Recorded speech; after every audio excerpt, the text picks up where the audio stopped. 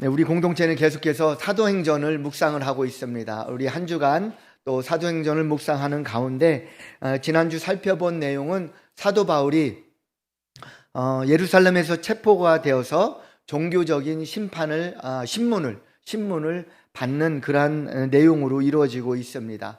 그래서 그 당시 이스라엘을 정복한 로마 제국으로부터 파송된 총독이 있었는데 벨릭스 총독이라는 사람입니다. 그래서 벨릭스 총독 하에서 바울이 체포가 되어서 2년 동안 이제 총독 하에 구금이 되어 있었습니다. 그리고 나서 2년 뒤에 총독이 바뀝니다. 새로운 총독도 베스도 총독이라는 사람인데, 이 베스도 총독도 이 바울이 이미 가이사 총독에게 가이사 황제에게 상소를 하였기 때문에 바울이 그래서 바울은 더 이상 예루살렘에서 자신이 재판을 받지 않겠다, 자신은 황제에게 가서 재판을 받겠다, 이렇게 요청을 한 것입니다. 상소를 한 거죠. 그러니까 상소를 했을 때, 황제가 상소를 했을 때 이 총독은, 한 지방을 다스리는 총독은 마음대로 그 사람을 재판할 수가 없었습니다. 반드시 그 황제에게, 로마 황제에게 보내야 하는 의무가 있었던 것입니다. 그런데 로마 황제에게 보내야 되는데 그렇게 어떤 재판의 정확한 어떤 내용, 왜 이 사람이 재판을 받아야 하는가, 그 부분에 대해서 정확히 명기를 해야 했던 것입니다. 그런데 사실은 이 총독 자신도 이 바울이 왜 재판을 받아야 하는지, 왜 체포가 돼서 구금을 당해야 하는지 그 죄명을 잘 알지를 못했어요. 왜냐하면 그 죄명이 실상은 없기 때문에 그래요. 바울이 한 것은 그저 예수 그리스도를, 그 복음을 전한 거예요. 예수라는 사람이 우리를 위해서 십자가에 달려 죽으시고 그리고 다시 부활하셔서 우리를 죄와 사망에서 건져줄 것입니다. 구원해 주실 것입니다. 그러니 예수님을 믿으십시오. 구약 성경이 말씀하신 구원자가 바로 이 예수님입니다. 바로 이 이야기를 한 것밖에 없는 거예요. 그러니까 세상적인 재판정에서는 이것을 가지고 어떻게 체포하고 재판할 수 있는 거리가 되지 않는 거예요. 총독도 그걸 안 거예요. 그래서 바울이 황제에게 가서 재판을 받는다고 하는데 총독이 뭔가 이렇게 죄명을 써서 보내야 되는데 그 죄명을 쓸 게 없는 거예요. 그러니까 이제 그 당시에 이스라엘의 왕은 어찌 보면 이제 총독이 전체적인 정치, 또 어떤 국방, 그리고 세금 문제, 이 부분에 대해서만 그 총독이 관리를 했고, 다른 나머지 일상생활에서의 그 나머지는 이 왕을, 그 이스라엘의 왕을 세워서 왕에게 맡겨놓은 상태입니다. 비록 그 로마 제국의 식민지이지만 그런 상황에서 이 왕의 의견을 듣는 거예요. 그 왕의 이름이 아그리빠 왕, 그리고 변호인으로 온 버니게, 그리고 많은 유대 종교 지도자들, 그 사람들을 모아놓고 이 총독이 다시 한번 바울에게 변론을 하고 또 바울로부터 어떤 죄명을 그렇게 끌어내기 위해서 이 자리를 마련한 것입니다.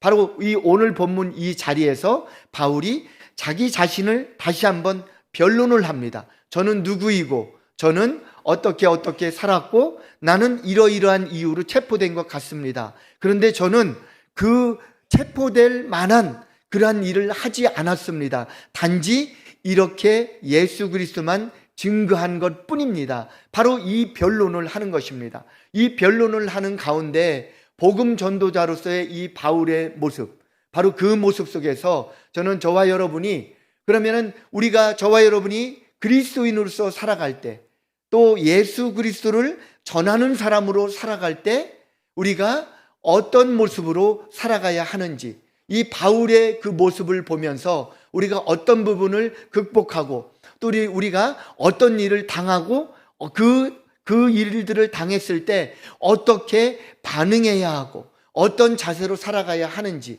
바로 그 부분을 저와 여러분이 나눠보기를 원합니다. 그래서 오늘 저는 여러분과 함께 복음 전도자로서의 모습은 어떤 사람일까, 이러한 의문을 가지고 질문을 가지고 나와 같이 되기를 원하노라라는 제목으로 함께 말씀을 나누기를 원합니다. 그렇다면 복음 전도자는 어떤 모습으로 살아가야 할까요? 우리 첫 번째 한번 보겠습니다. 같이 한번 읽습니다. 시작. 세상이 주는 조롱과 오해와 조롱을 그리스도의 사랑으로 극복해야 합니다. 제가 좀 당황했나 봐요. 다시 한번 읽겠습니다. 시작. 세상이 주는 오해와 조롱을 그리스도의 사랑으로 극복해야 합니다. 바울은 자신이 왜 고발을 당했는지 알 수 없다고 그 변론 가운데 이야기를 합니다. 그러면서 자신에 대한 간증을 하는 거예요. 내가 왜 오늘날 이 자리에 있는지, 왜 이 체포된 모습으로 있는지, 그 이야기를 이제 이전에 자기가 살아온 그 삶을 간단하게 간증을 쭉 해옵니다.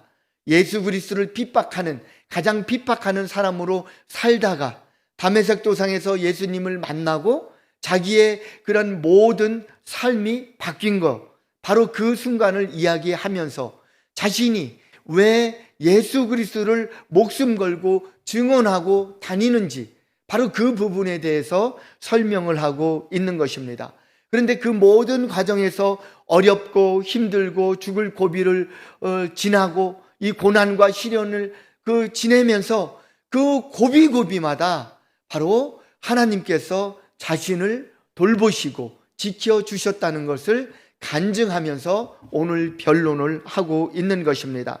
그러면서 자신은 사람들에게 예수 그리스도께서 고난을 받아 죽으시고 다시 살아나셔서 우리를 구원하실 것이다, 이 말씀 한 가지만 전하고 다녔는데 왜 자신이 지금 체포되어서 이렇게 재판을 받아야 하는지, 바로 그것을 거기에 모인 총독과 왕과 그 고위 지도자들에게 지금 항변하고 있는 것입니다.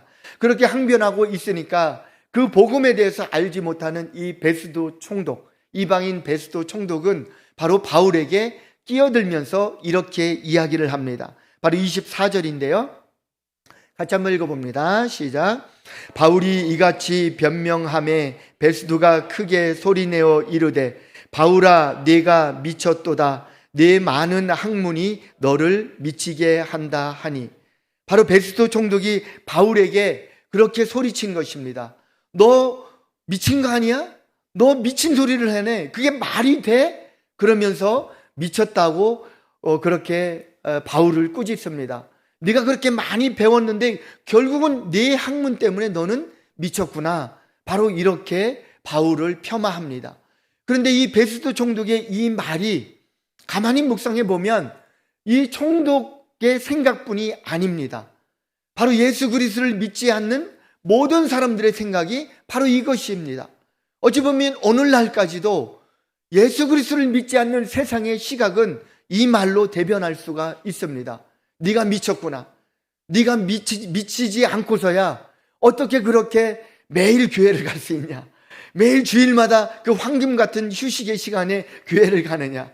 네가 미치지 않고서야 왜 그렇게 소득의 11조 10의 1을 그렇게 허무하게 바치느냐. 네 시간을 바치느냐. 네 열정과 에너지를 바치느냐. 이것이 바로 하나님을 믿지 않는 세상의 시각이라고 볼 수 있는 것입니다. 바로 이 베스도의 이 말 한마디가 저는 깊이 묵상이 되었어요. 그렇구나. 저 자신도 26살 이전에는 바로 믿는 사람들, 교회 가는 사람들, CCC 다니는 친구들에게 바로 이 말을 했어요. 그래, 너는 미쳤구나. 너 미치지 않고서야 왜 그 헛단 짓을 하냐. 야, 죄송합니다. 남자 자식이 믿을 게 없어서 그 보이지 않는 그런 헛된 우상을 믿냐? 우리가 믿을 것은 이거밖에 없다. 그리고 열심히 공부해서 좋은데 취직하는 것, 그걸 믿어야지 어떻게 보이지 않는 하나님을 찾고 그렇게 헛된 시간을 버리느냐. 바로 그렇게 하며 공격하는 것이, 조롱하는 것이, 비난하는 것이 바로 세상의 시각이라는 것입니다. 제가 너무 잘 압니다. 제가 그렇게 했던 사람이기 때문에. 그런데 그 말에 대해서 바울은 안타깝게 반박을 합니다. 그것이 아니라는 거예요. 그것이 바로 25절인데 같이 한번 읽습니다. 시작. 바울이 이르되 베스도 각하여 내가 미친 것이 아니요 참되고 온전한 말을 하나이다. 바로 복음을 깨달은 사람, 예수 그리스도의 은혜를 체험한 사람, 바로 예수님을 만난 사람, 하나님의 감동을 받은 사람은 그것이 미친 말이 아니라, 미친 행위가 아니라 참되고 온전한 말이라는 것을 안다는 거예요. 바울이 그것을 안타깝게 이야기를 하는 것입니다. 그것이 아닙니다. 저는 미친 것이 아닙니다. 저는 정상이어도 너무나 정상입니다. 내가 많은 학문을 하였지만 그 학문의 그 핵심에는 결국은 예수 그리스도가 있었습니다. 바로 그것을 지금 바울이 항변하고 있는 것입니다. 이처럼 참되고 온전한 진리가 세상 속에서는 미친 것처럼 미친 사람으로 취급받는 것이 종종 흔한 일입니다. 복음이 진리이고 참인데 그것이 세상의 눈으로 미친 것으로 보이는 것이 오늘날의 현실입니다. 그렇기 때문에 저와 여러분이 조롱과 또 오해를 받고 비난을 받고 또 일부 우리 그리스도인들의 실수로 인해서, 일부 목회자의 그 넘어짐으로 인해서 교회 전체가, 예수님 전체가, 또 믿는 사람 전체 이 공동체가 비난을 받고 조롱을 받고 핍박을 받게 되는 것입니다. 그러나 바울이 우리에게 큰 위로를 줍니다. 저는 이 구절을 읽으면 내가 아무리 비난을 받고 조롱을 받고 손가락질을 받아도 굉장히 큰 위로가 됩니다. 그것이 바로 고린도후서 6장 8절부터 있는 8절부터 10절까지의 내용입니다. 우리 같이 한번 읽어볼까요? 시작. 우리는 속이는 자 같으나 참되고 무명한 자 같으나 유명한 자요 죽은 자 같으나 보라 우리가 살아있고 징계를 받는 자 같으나 죽임을 당하지 아니하고 근심하는 자 같으나 항상 기뻐하고 가난한 자 같으나 많은 사람을 부유하게 하고 아무것도 없는 자 같으나 모든 것을 가진 자로다. 아멘. 이것이 그리스도인의 삶이에요. 세상으로 보기에는 저와 여러분이 어떻게 보이는지 아세요? 바로 제가 한번 볼까요? 속이는 자, 무명한 자, 죽은 자, 징계를 받은 자, 근심하는 자, 가난한 자, 아무것도 없는 자 같습니다. 그런데요, 예수 그리스도 안에서 저와 여러분은 이런 사람이에요. 참되고 유명한 자요, 살아있고 죽임을 당하지 아니하고 항상 기뻐하고 부유하게 하고 모든 것을 가진 자입니다. 바로 이것이 저와 여러분 우리 그리스도인들의 참 모습이라는 것입니다. 세상에 보이는 그리스도인의 모습과 실제 그리스도인의 참 모습은 이렇게 다른 것입니다. 그런데 실상 오늘날의 모습뿐만 아니라 이 신약 성경에 쓰여졌던 그 시대뿐만 아니라 구약 시대에서, 아니 인간의 역사 이후로 항상 이랬습니다. 하나님을 믿는 자와 믿지 않는 자는 항상 이렇게 상반된 시각을 가진 것입니다. 하나님을 믿는 자, 정말 자신의 그 인생이 하나님이 주인이시고 하나님 중심이라는 것을 늘 깨닫고 살기 때문에 늘 순종하며 감사할 수 있었습니다. 그런데 하나님을 믿지 않고 하나님을 모르는 자는 늘 미친 사람처럼 그 하나님을 믿는 사람들, 하나님의 백성들을 취급했던 거예요. 몇 가지 예를 들어볼까요? 아담의 10대 후손이 노아입니다. 노아의 시대에 하나님께서 세상을 보니까 너무나 악하고 패역하고 부패한 거예요. 하나님을 모르는 것을 떠나서 하나님을 대항하고 하나님을 저주하고 하나님의 백성들을 핍박하는 모습이 온 세상에 너무나 가득한 거예요. 마치 오늘날처럼.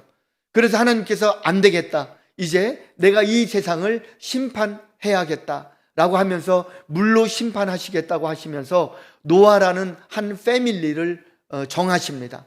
그리고 이 노아 패밀리를 통해서 방주를 짓게 합니다. 그 홍수 속에서 살아남을 방주를 짓게 합니다. 그런데 이 방주를 짓는데 그냥 작은 배가 아닙니다. 8명 탈 수 있는 작은 배가 아니라 온갖 동물을 함께 태울 만한 엄청난, 축구장보다 훨씬 더 큰 그러한 배를 만드는 거예요. 그 당시에 중장비가 있습니까? 어떤 연장이 있습니까? 그냥 맨손으로 만들어야 하는 그러한 상황이에요. 그러다 보니까 노아와 그 아들 셋이 그것을 120년 동안 만든 거예요. 어디서 만들었어요? 산 꼭대기에서 만든 거예요. 왜냐하면 물이 차오르면 결국은 산 꼭대기까지 물이 차오를 것이기 때문에 굳이 바닷가에서 만들 필요가 없었던 것으로 보입니다. 그런데 배를 만들면 통상 바닷가에서 적당한 크기로 만들 텐데 이것이 세상의 시각이에요. 그런데 산 꼭대기에서 엄청난 배를 하루 종일, 그것도 120년 동안 만드는 그 노아의 패밀리를 보고 세상 사람들이 뭐라고 했을까요? 아, 대단해, 존경해, 이렇게 이야기했을까요? 그렇지 않아요. 저 사람 미친 사람이야. 저 사람 미친 노인애야. 아이고, 아들 셋을 좀 빨리 세상에 출세를 세상에 공부시켜서 내보내야지. 저거 아들 셋 데리고서 저거 뭐 하는 짓이야? 이렇게 조롱하고 그렇게 미친 사람이라고 비난을 했습니다. 그런데 어떻습니까? 그 결과는 딴판이었습니다. 노아의 가족들은 그 방주를 통해서 그 홍수의 심판에서 구원을 받았습니다. 그러나 세상의 모든 지상 위에 있는 모든 생물들, 인간뿐만 아니라 지상 위의 모든 생물들은 다 심판을 받고 죽게 됩니다.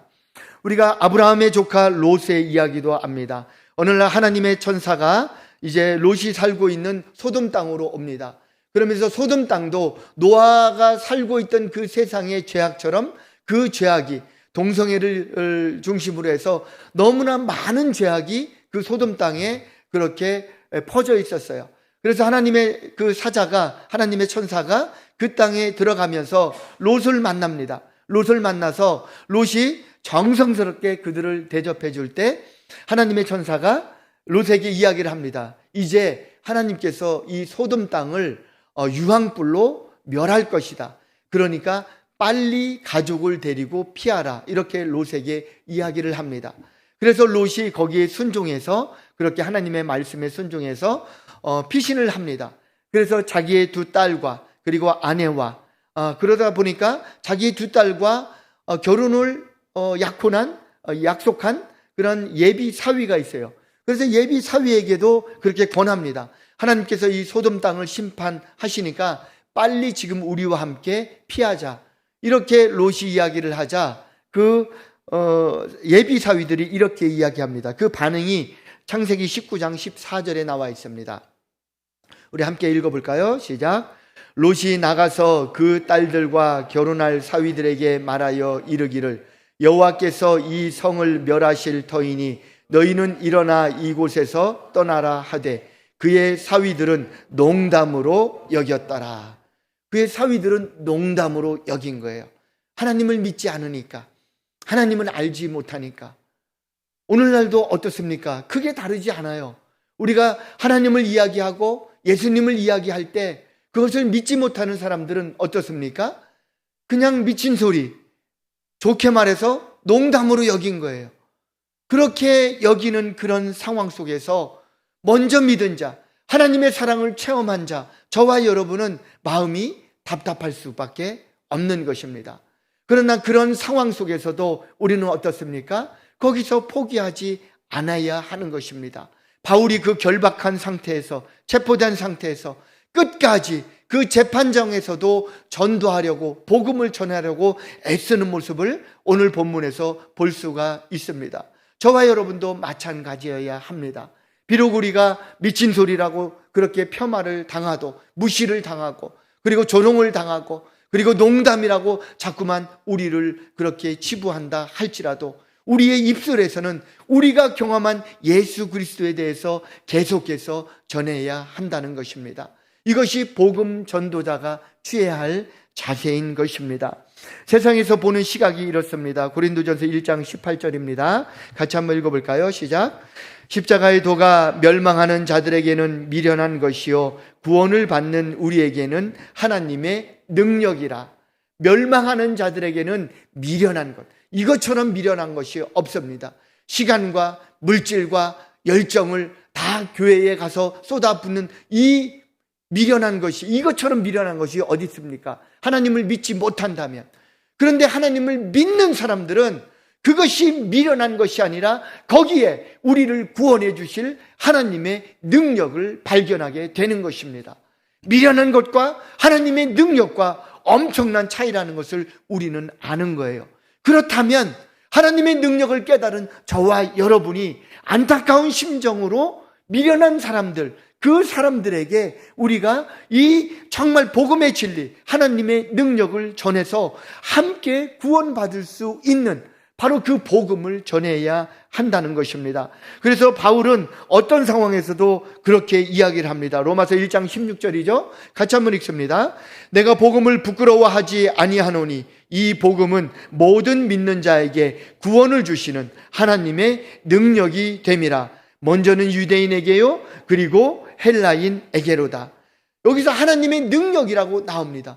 그 복음은 하나님의 능력인데 먼저 저와 여러분, 먼저 은혜 받고 먼저 구원받은 저와 여러분에게 이것이 먼저 다가오지만 여전히 믿지 않는 어떤 성경에서 말하는 이방인, 믿지 않는 영적인 이방인들이 우리 주위에 우리 가족, 우리 지인들, 우리 친지들 너무나 많이 있다는 것입니다.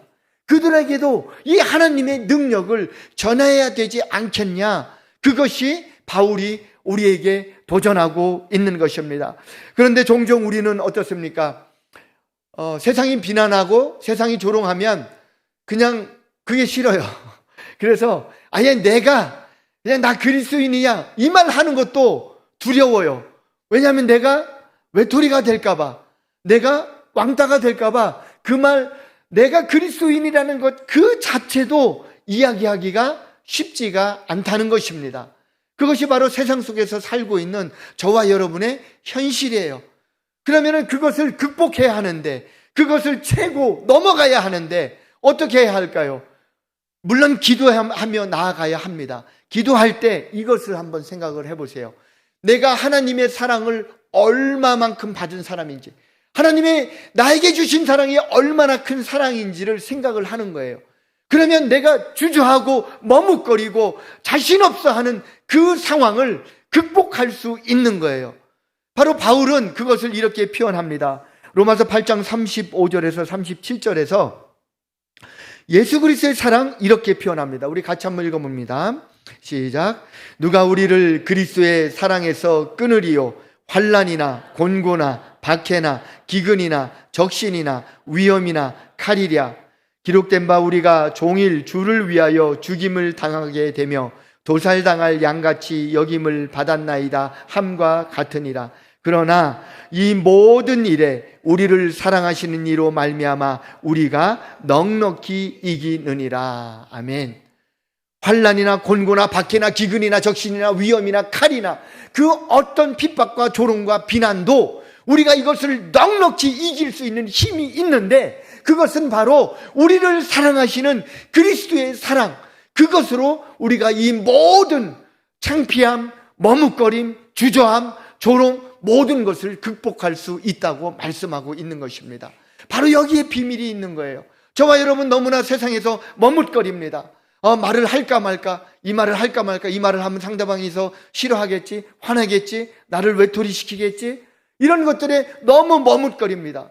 그러나 우리가 받은 사랑이 엄청난 사랑이라는 것을 안다면 우리가 담대하게 전할 수 있다는 거예요. 담대하게 나는 그리스도인입니다, 나는 예수를 믿는 그리스도인입니다 라고 내 자신을 드러낼 수 있다는 것입니다. 바울이 자신에 대한 하나님의 그 사랑을 그렇게 고백할 때 로마서 5장에서 점층법으로 이렇게 표현을 합니다. 여러분 많이 들으신 구절인데요. 로마서 5장 6절 먼저 한번 볼까요? 같이 한번 읽어볼까요? 우리가 아직 연약할 때에 기약대로 그리스도께서 경건하지 않은 자를 위하여 죽으셨도다. 우리가 아직 연약할 때 그리스도께서 우리를 위해서 죽으셨대요. 자, 그러면 5장 8절을 한번 볼까요? 시작. 우리가 아직 죄인 되었을 때에 그리스도께서 우리를 위하여 죽으심으로 하나님께서 우리에 대한 자기의 사랑을 확증하셨느니라. 처음에는 연약했을 때, 그 다음에는 죄인 되었을 때. 자, 그 다음 갑니다. 10절입니다. 같이 한번 읽습니다. 시작. 곧 우리가 원수 되었을 때에 그의 아들의 죽으심으로 말미암아 하나님과 화목하게 되었은즉 화목하게 된 자로서는 더욱 그의 살아나심으로 말미암아 구원을 받을 것이니라. 아멘. 연약했을 때, 죄인 되었을 때, 그리고 원수 되었을 때, 우리가 연약했을 때 우리에게 긍휼하심으로 우리를 위해서 베푸실 수 있어요. 그런데 우리가 죄 속에 있을 때 조금 더 어려울 거예요. 그런데 불가능한 상황이 발생합니다. 원수 되었을 때, 여러분은 원수를 위해서 여러분의 것을 단돈 100원이라도 희생하고 싶습니까? 그렇지 않을 거예요. 그런데 하나님은 단돈 100원이 아니라, 다른 것도 아니라 그 사랑하는 예수 그리스도의 목숨을 바친 거예요. 여러분, 사랑하는 배우자를 위해서, 여러분의 만약에 사랑하는 배우자가 죽을 병이 걸렸어요. 가정이에요. 유쾌한 가정. 죽을 병이 걸렸어요. 그러면 배우자인 내가 죽음으로 인해서 배우자를 살릴 수 있어요. 그러면은 그거 할 사람? 없군요. 저 혼자군요. 외롭네요. 이것도 쉽지가 않아요. 그런데 이거는 조금 더 쉬울 거예요. 자기 갓난아이 자녀를 살리기 위해서 내가 죽으면 내 자식이 살 수 있어. 그러면 여기서는 좀 많이 들을 수 있어요. 왜냐하면 그것은 하나님이 우리에게 그런 본능을 주셨어요. 본성을. 그런데 안타깝게도 모든 부모가 다 그런 건 아니에요. 모든 부모가 다 그런 건 아니에요. 자, 이번에는 옆집 애가 다 죽어가요. 그런데 의사가 진단하기로 옆집 애와 혈액형과 그 골수가 같은 네 자식을 죽이면 옆집 애가 살 수 있어. 자, 그러면 자기 자식 내줄 수 있는 분 있어요? 없어요. 이거는 아무리 미친 사람이라도 없어요. 자기 자식을 옆집 아이 살리기 위해서 주는 사람은 저는 절대 없어요. 차라리 부모인 내가 죽으면 죽었지, 옆집 아이를 위해서 아무도 모르는 아이. 그런데 옆집과 사이가 안 좋아. 층간소음이 너무 심해. 층간소음 때문에 이를 갈고 있는 그 원수 같은 윗집에 그 자식이 죽는다고 내 자식을 내준다? 이거는 말이 안 되는 거예요. 그런데 하나님은 그것을 하셨다는 거예요. 우리에게 연약할 때, 죄인 되었을 때, 원수 되었을 때, 그때 우리에게 그분의 가장 소중한 외아들을 주셨다는 거예요. 이것이 하나님의 우리를 향한 사랑이에요. 자, 여러분, 이 사랑을 우리가 깨닫는다면 이제 나가서 다른 사람에게 한마디 하겠습니까? 복음 이야기 할 수 있어요? 못하면 안 되잖아요. 이렇게 큰 사랑 받고서도. 그래도 저는 창피해요. 저는 성격이 A형이라 안 돼요. 저는 MBTI가 I로 시작해요. 그래서 안 돼요. 이러면 안 되잖아요. 바로 내가 먼저 은혜 받은 자로, 바로 하나님께서 원하시는 내 입술을 벌려 복음을 전하는 자로 나아가기를 원한다면 내가 그 일을 행해야 해요. 왜요? 내가 받은 사랑이 너무 크기 때문에, 내가 받은 은혜가 너무 크기 때문에 우리는 좀 더 담대해야 한다는 것입니다. 그것이 복음 전하는 자의 자세인 것입니다. 바로 저와 여러분이 이러한 자세로 도전하기를 주님의 이름으로 축원합니다. 우리 두 번째 한번 볼까요? 우리 그리스도인의 자세, 복음 전하는 자세, 어떤 모습으로 나아가야 할까요? 같이 한번 읽습니다. 시작. 예수 믿는 신앙 때문에 생기는 어떤 결과도 기쁨과 감사로 받아들여야 합니다. 이 말씀은 뭐냐면, 내가 예수를 믿지 않을 때 살고 있는 모든 상황, 그리고 예수를 믿음으로 인해서 뭔가 바뀌어야 되잖아요. 교회 가는 시간도 내야 되고, 여러 가지 모양도 바꿔야 돼요. 내 말투도 바꿔야 되고, 내가 말하는 그런 스타일도 바꿔야 되고, 행동하는 것도 바꿔야 돼요. 운전하는 습관도 바꿔야 돼요. 여전히 안 바꾸시는 분도 있지만, 모든 것이 바뀌어야 되는데, 예수 믿기 전과 예수 믿은 후에 이 바뀌는 삶의 이 변화, 그것을 내가 힘들어 하기보다는 그것을 기쁨과 감사로 받을 수 있어야 한다는 거예요. 그래야 진정으로 예수 그리스도를 믿는 복음 전도자, 그리스도인으로서 살아갈 수 있는 자세가 된다는 것입니다. 오늘 한번 바울이 이 본문에서 계속해서 지금 자신을 변론하잖아요. 어떻게 해요? 간증으로 쭉 이야기를 했어요. 내가 이런 사람이고 이런 사람이다. 간증으로 이야기를 했고, 세상의 그 모든 화려한 것, 유익한 것을 누렸던 사람입니다. 그런데 지금은 내가 이 결박되어 있는 이 상태입니다. 이 모습입니다. 그럼에도 불구하고 내가 이렇게 예수 믿는 그 이유만으로 이렇게 결박하고 이렇게 초라한 모습으로 이 법정에 선 이 모습이 일지라도 나 바울은 지금 화려한 옷을 입고 있는 총독, 왕, 지도자 여러분들이 나와 같이 되기를 제가 원합니다. 이렇게 고백하는 거예요. 이런 고백할 수 있습니까? 얼마나 자기 자신이 자신이 있으면 이런 말을 할까요? 누가 봐도 왕과 총독의 그 모습과 이 결박되어 있는 이 바울의 모습 천지차이예요. 그런데 이 결박되어 있는 이 사람이 이 화려하게 옷을 입은 이 사람들, 화려한 권력을 갖고 있는 이 사람들이 자기와 같이 그렇게 닮기를 원한대요. 바로 이만큼 이 복음은 바울의 삶의 모든 것을 상징하는 그러한 로고 같은 이미지가 된 것입니다. 우리 한번 29절 한번 읽어볼까요? 그러한 간절한 마음으로 바울이 이렇게 이야기를 한 거예요. 29절입니다. 시작.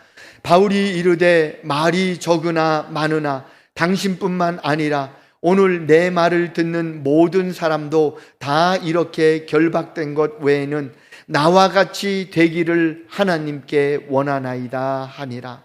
바로 이러한 모습이에요. 내가 그 예수 그리스도의 그 은혜를 얼마나 깊이 체험했는지, 하나님의 사랑을 얼마나 아주 정말 깊숙이 체험했는지 그것을 아니까 다른 모든 것이 다 관심이 없어지는 거예요. 오직 예수 그리스도 그 복음만 그 사람 안에 들어가기를 바라고 원하는 것입니다. 바로 바울의 변론을 다른 말로 표현을 하면 바로 예수를 믿는 것으로 인하여 생기는 인생의 모든 것, 모든 결과, 모든 변화를 기쁨과 평안으로 받아들이라는 것입니다. 예수를 믿으면서 우리는 어떻습니까? 사람마다 많은 경험이 있습니다. 어떤 사람은 예수를 믿는다는 이유로 집에서 쫓겨난 사람도 있고, 예수를 믿는다는 이유로 외톨이가 된 사람도 있습니다. 또 예수를 믿는다는 이유로 구박받는 사람들이 있고, 또 부당한 대우를 받는 사람도 있습니다. 어떤 사람은 호적을 파내겠다고 그 부모님이 그렇게 꾸중하시는 그런 분들도 있습니다. 정말 이 조롱과 핍박과 엄청난 손해들, 이런 것들 정말 우리가 예수를 믿으면서 겪는 것입니다. 그런데요, 바로 이런 변화, 내가 이런 조롱과 핍박을 포함해서 내 삶 속에 오는 모든 변화를 내가 오히려 기쁨과 감사함으로 받을 수 있다면 그 사람은 하나님 앞에서 가장 큰 평안을 누릴 수 있는 것입니다. 가장 큰 기쁨을 누릴 수 있는 것입니다. 바울이 이전에 어떻게 생활했는지 그렇게 짧게 이야기를 하죠. 자신은 로마 시민권을 가진 사람으로서 굉장히 큰 사회적인 이점이 많았다고 이야기를 합니다. 그리고 또 최고의 율법사인 가말리엘로부터 성경을 배웠다고 그렇게 이야기합니다. 그래서 뛰어난 지식과 학식을 함양했고 유대교 내에서도 미래가 보장된 유망한 청년이었습니다. 많은 사람들이, 많은 종교 지도자들이 칭찬했던 사람입니다. 그런데 그 모든 것을 예수 믿는다는 그 이유 하나 때문에 다 잃어버린 거예요. 다 놓쳐버리고 다 빼앗긴 거예요. 그런데 그러한 삶의 변화를 바울은 좋대요. 세상이 보기에는 미친 것처럼 보여요. 야, 이 바보야. 그것을 다 잃고서 뭐가 그렇게 행복해? 뭐가 그렇게 좋아? 다 잃고서. 세상은 이렇게 바라보지만 바울은 좋대요. 난 그래도 좋아. 모든 것을 다 배설물로 버려도 난 좋아. 빌립보서 3장 7절 8절의 말씀처럼 무엇이든지 내게 유익하던 것을 내가 그리스도를 위하여 다 해로 여길 뿐더러 또한 모든 것을 해로 여김은 내 주 그리스도 예수를 아는 지식이 가장 고상하기 때문이라. 내가 그를 위하여 모든 것을 잃어버리고 배설물로 여김은 그리스도를 얻고, 그리스도를 얻기 위해서 나에게 그렇게 유익이 되던 모든 세상의 그 좋은 것들 다 버리고 다 빼앗겼어도 그래도 좋다는 거예요. 그래도 좋다는 거예요. 그러면서 웃는 거예요. 세상에서 보기에 당연히 미친 사람처럼 보입니다. 그러나 바울은 하나님 보시기에 정말 올바르고 참되고 하나님의 가장 기뻐 받으시는 그러한 아들이 된 것입니다. 바울의 이러한 모습을 보면 우리 성경에서도 그런 부분이 많이 있죠. 다니엘 같은 경우도 바벨론에 끌려가서 총리 3명 중에 최고의 총리, 수석 총리가 된 거죠. 왕 바로 밑에요. 그 황제 바로 밑에. 그 관직과 그 높은 데까지 아무나 못 올라갑니다. 물론 하나님께서 그를 그 위치까지 올려주셨어요. 그 관직에 있으면 적당히 왕의 눈치를 보면서 적당히 비유만 맞추면 얼마든지 그 관직에서 누릴 수 있는 왕 다음에 최고의 권력을 죽을 때까지 누릴 수 있어요. 그런데 다니엘은 그렇지 않았어요. 바로 이 왕에게 한 달 동안 다른 신을 섬기면 사자굴에 던져진다, 이런 법령을 그 신하들이 만들었는데 그것을 어기면 총리의 관직도 다 빼앗기는 거예요. 그럼에도 불구하고 다니엘은 나는 하루에 3번 하나님 앞에 기도하는 것을 멈출 수 없다, 그러면서 하나님 앞에 기도하는 것을 계속 이어갑니다. 그러니까 다른 사람들이 다니엘을 어떻게 합니까? 고소합니다. 그러니까 다니엘이 법령을 어겼잖아요. 그러니까 총리의 관직 다 빼앗기고 그 사자굴에, 굶주린 사자굴에 던져집니다. 그런데 사자굴에 던져진 다니엘의 모습, 사자를 쳐다보고 싸울 준비를 하지 않습니다. 사자를 등에 지고 하나님만 바라봅니다. 창문을 향해 하나님께 기도합니다. 결과는 어땠죠? 여러분이 아시는 대로 하나님께서 이 다니엘을 구원해 주십니다. 왜 그렇습니까? 세상의 다른 어떠한 권력과 어떠한 화려한 것, 유익한 것보다도 나는 하나님만 있으면 된다, 바로 그 마음으로 다니엘이 나아갔을 때 그 굶주린 사자 속에서 다니엘을 구원해 주신 것입니다. 또 다니엘의 세 친구도 마찬가지죠.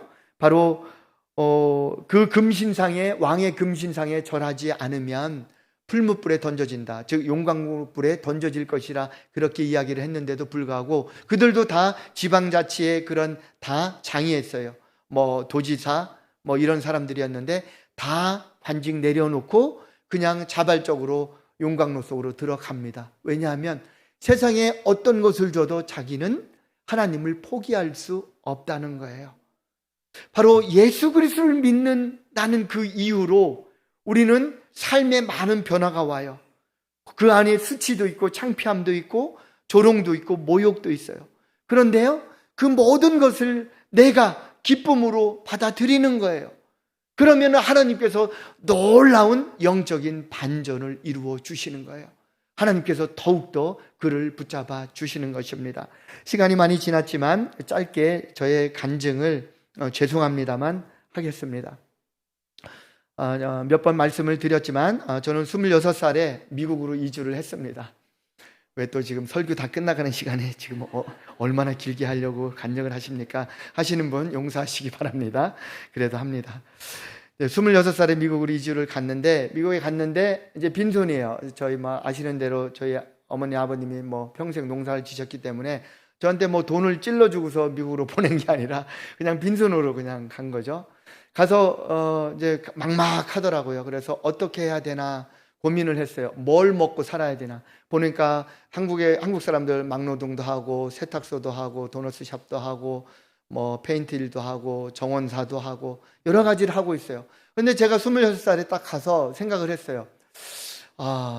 뭘 해야 되나. 저것을 하기는 좀 그렇고.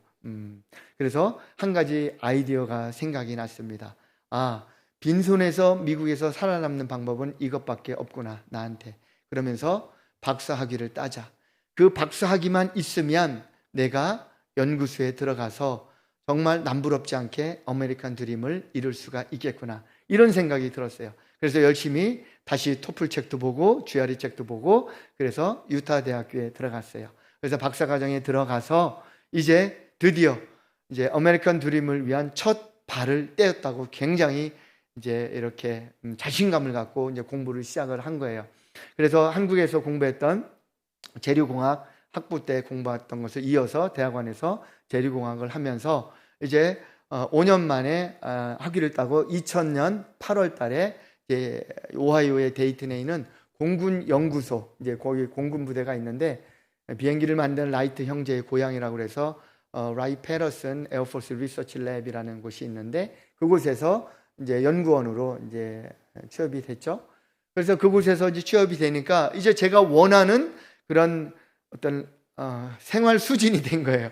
이전보다 좀 학교 때는 뭐 굉장히 고생을 했죠. 첫째하고 둘째를 낳고 그 생활비, 미국의 생활비가 많이 들잖아요. 연구비 조금 받는 거가 부족하니까 아내도 이제 일을 합니다. 아내도 이제 큰애가 6주 때, 생후 6주 때부터 이제 일하기 시작했고, 저도 이제 밤에 그 미국 택배가 이제 UPS죠. 읍스라고 하는데 UPS에서 밤에 가서 일하고 이러면서 정신없이 이제 졸업할 날만 생각하고 열심히 일을 했어요. 그래서 학위를 따고 연구원으로 일을 하면서 이젠 됐다. 이제 내가 여기서 좀 자리를 잡으면서 미국 생활에서 보란 듯이 그렇게 한번 살아봐야 되겠다. 이렇게 이제 시작을 했습니다. 그런데 시작을 그렇게 해서 연구원 생활을 한 3년 정도 하면서 하나님께서 그 PhD 공부할 때 하나님께서 계속 사실은 부르셨는데 제가 계속 모른 척 했어요. 왜냐하면 저는 아메리칸 드림을 이루러 왔지 내가 목회자로 가려고 여기 온 게 아닙니다. 이러면서 하나님 앞에 계속 거부를 하면서 왔는데 그 3년 차 되던 해에 연구원 생활을 3년 차 하던 데에 하나님께서 끊임없이 저를 부르시는 거예요. 그래서 저는 그렇게 생각합니다. 하나님의 부르심에는 포기함이 없으셔요. 끈질기셔요. 지속적으로 내가 손들 때까지. 그래서 저는 그 연구직을 놓기가 싫었어요. 왜냐하면 이걸 놓고 목회자 그 길로 가면 뻔하니까 고생하고 가난하고 자기 성질대로 살지도 못하고 하고 싶은 거 못하고 골프도 못 치고 뭐 여러 가지가 오니까 저는 절대로 그 길을 가지 않겠노라 그렇게 다짐을 했죠. 그렇게 하고서 하나님 앞에 딜을 했어요. 그러면 하나님 이렇게 합시다. 제가 미국의 생활을 포기하고 한국에 가서 연구원 생활을 하겠습니다. 그래서 삼성이나 LG에 가서 연구원 생활을 하면서 하나님이 좋아하시는 부모님 곁에서 늙으신 부모님을 모시면서 살겠습니다. 이렇게 딜을 한 거예요. 딜을 했다기보다는 제가 주장을 한 거죠. 일방적으로. 그래서 이제 삼성전기의 이야기가 잘 돼서 처음 얘기하는 건데 삼성전기의 이야기가 잘 돼서 오기로 했어요. 그런데 이사 오기 한 열흘 전에 또 하나님께서 어떤 일로 딱 막으셨어요. 그 막으시고 난 다음에 그때 저는 어쩔 수 없이 이제 신학교를 가게 된 거예요. 많은 고민이 있었고 고통이 있었죠. 내가 이걸 정말 포기해야 하나? 이제 이 길밖에 없는가? 그러면서 아내에게도 설득하고 아내도 삐져서 몇 개월 동안 말도 안 하고 또 아이들에게는 얘기조차 못하고 그렇게 하면서 이제 신학교를 갔죠. 신학교를 가서 다시 마음을 가다듬었죠. 이것이 하나님의 길이라면 다시 시작하자. 그 코스웍을 다시 그 신학교에서 다시 시작을 하는 거예요. 이제 골든게이트 그 신학교에서 그 힘든 시간에 또 이제 수입이 없으니까 어떻게 해요? 또 여러 가지 투잡, 쓰리잡 하면서 또 일하고 또 학교에서 교회에서는 이제 중고등부 제가 맡았는데 중고등부 전도사 하면서 그리고 우리 신학교에서 풀타임으로 다니면서 또 틈틈이 알바하고 또 허드렛 일 하면서 아이들 이제 셋을 키우면서 그렇게 지냈습니다. 그리고 나서 이제 졸업을 하고 나니까 졸업을 하고 안수를 주셔서 안수를 받고 2009년에 이제 봄에 안수를 받았는데 이제 그때서 하나님께서 계속 감동을 주시는 거예요. 한국으로 가서 네 부모를 모셔라. 그래서 그럴 거면 그냥 연구원으로 갔을 때 보내주시지. 왜 꼭 목사로 가셔야 되는지 이 생각이 잠깐 들었어요. 그런데 어쨌든 그래서 이제 한국에 왔어요. 한국에 와서 우리 이제 여차저차해서 대전 늘사랑교회에서 사역을 시작을 하게 된 것입니다. 그런데 한국에 왔을 때 이제 가족들을 만나야 될 거 아니에요. 그래서 부모님에게도 그때까지 이야기를 못했습니다. 우리 유교에 심취해 있는 우리 아버님 지금은 돌아가셨지만 뭐 아버님 아시면 뭐 난리가 나죠. 이렇게 목회자가 됐다는 얘기하면. 그래서 얘기도 못하고 일단 다 귀국을 했고, 그런데 우리 이제 형제들에게 먼저 이야기를 하고 매형 누님들에게 이야기를 했는데 다 하나같이 미쳤냐? 너 지금 제정신이냐? 그렇게 어렵게 공부해서 지금 무슨 짓이냐? 특히 믿지 않는 우리 매형들이나 형제들은 저보다 더 힘들게 그렇게 이야기를 합니다. 아니, 지금 제정신이냐? 그렇게 힘들게 공부해서 지금 뭐 하는 거냐? 그리고 제 친구들은 아예 믿지를 않습니다. 제가 목사가 됐다는 것이 아예 믿지를 않고 모든 것을 다 이해를 하지 못합니다. 그렇게 이렇게 바뀐 상황, 엄청난 변화죠. 그렇게 엄청난 변화가 되었을 때 내가 그것을 받아들이지 못하면 못할수록 저만 더 힘든 거예요. 옆에 있는 사람들도 힘들었지만, 그래서 오히려 그것을 내가 기쁨으로, 감사로 받아들이니까 오히려 더 신이 나는 거예요. 이 목회하는 게, 목회자로서. 정말 그럴 때 하나님께서 더 큰 은혜를 주시고 목회에 많은 열매도 주시고 목회에 더 큰 기쁨과 평안을 주시는 것입니다. 그래서 저는 이 뒷이야기를 하면 시험이 들 수도 있는데, 그래서 저는 이제 나는 이전 것은 지나갔고 이제 새롭게 하나님의 종으로서 이렇게 14년째 한국에서 살면서 목회를 하면서 너무 하나님께 감사하다. 이제 나는 바울처럼 이제 저를 닮으십시오. 이전 것 아무리 화려해도 그걸 놓으면 내가 못 살 것 같지만 그걸 놓아도 기쁨으로 살 수 있습니다. 이렇게 저는 이야기할 수 있습니다. 그러면서 바울처럼 위대한 간증은 아니지만 저도 여러분의 자녀들이 저와 같이 목회자가 되기를 원하고, 아멘 하십시오. 그리고 여러분들도 저와 같이 그리스도인이 되기를 원합니다. 그런데 며칠 전에 이런 일이 있었어요. 어떤 지인 목회자가 이렇게 이야기를 해요. 저 목사님, 저는 아무래도 목회자로서의 그게 안 될 것 같습니다. 하나님의 사랑이 저를 통해서 다른 사람에게 전하는 것이 힘들 것 같습니다. 그래서 이제 목회를 접게 되었습니다. 목회를 안 하게 되었습니다. 이 이야기를 하는 거예요. 그래서 아니 목사님, 능력이 있으시고 재능이 있으시고 열매도 그렇게 많으신데 왜 지금 그것을 그만둡니까? 제가 이렇게 이야기를 했죠. 그런데 제 마음 한켠에는 이런 문장이 싹 지나갔어요. 좋겠다. 이제 성질대로 살아도 되고 하고 싶은 거 하고 하고 싶은 말 다 하고 너무 좋겠다. 이런 생각이 제 안에 싹 지나간 거예요. 그래서 제가 바로 회개는 했지만 제 마음속에 아직도 그런 게 있는 것 같아요. 지금 내가 하나님의 종이 되었지만 바울처럼 내 결박한 것 외에는 나와 같이 되기를 원합니다. 이렇게 선포하고 설교를 하고 있지만 여전히 내 마음속에는 목회자가 아니면 그냥 평신도면 더 좋겠다. 이런 생각이 문득문득 생각이 난다는 거예요. 그만큼 쉽지는 않다는 거예요. 복음 전도자의 삶도 쉽지 않고 그리스도인의 삶도 쉽지 않습니다. 그러나 하나님 우리에게 여전히 말씀해 주시는 거예요. 이것은 미련한 것이 아니다. 하나님의 능력이다. 계속해서 말씀해 주고 계신 것입니다. 바라기는 저와 여러분이 바울이 오늘 이 극단적인 그런 환경에서 이 말을 한 거지만 모든 사람이 다 나와 같이 되기를 하나님께 원하나이다. 이런 고백을 한 것이지만 저와 여러분도 마찬가지로 이 말을 할 수 있어야 되는 거예요. 우리 자녀들에게, 우리 지인들에게, 우리 친구들 오랜만에 만나면 너 아직도 교회 안 다녀? 아직도 예수 믿지 않아? 네가 훨씬 더 지금은 다 잘 살지만 내가 사는 이 수준 빼놓고는 나는 네가 나와 같이 되기를 바래. 이런 말을 자신 있게 할 수 있다면 하나님이 저와 여러분을 얼마나 기뻐하실까요? 바로 저는 그 부분을 도전하기를 원합니다. 우리 삶 속에 우리 한 주간 살아갈 때 우리가 테마 예배를 또한 준비하고 있습니다. 복음을 전해야 하는 복음 전도자로서의 삶을 살아가야 합니다. 그러나 그리스도인으로서 사는 것 힘들고 어렵지만 하나님의 그 크신 사랑을 감사하며 생각하며 우리가 좀 더 힘을 내면서 우리의 그 그리스도인으로서의 그 정체성, 자존감을 가지고 살아가시는 저와 여러분 되시기를 주님의 이름으로 축원합니다.